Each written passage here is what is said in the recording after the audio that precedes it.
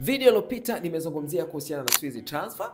Sasa leo nataka nikuonyeshe hapa namna gani ambavyo unaweza ukatransfer mafaili yako makubwa mpaka GB 50 pasipo kulipia hata suni kupitia hii application. Uzuri wa hii application inapatikana Play Store pamoja na App Store. Kwa unaweza ukainstall kwenye simu yako au ukaenda Google ukaandika Swiss transfer. Kama inavyotokea hapo utaklik hiyo link itakupeleka kwenye Swiss transfer.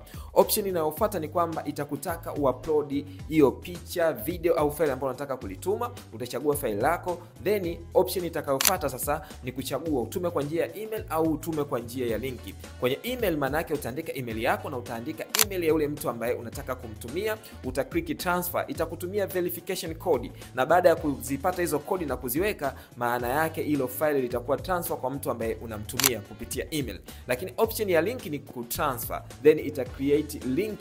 Hiyo link utakapoipata utaituma kwa mtu ambaye unataka access hilo file. Atakapoipokea hiyo link akiklik tu itampeleka moja kwa moja kwenye Swiss transfer na ataweza kuidownload hilo file ambalo wewe umemtumia. Hivyo ndivyo ambavyo Swiss transfer inafanya kazi. Haya ndio maujanja leo.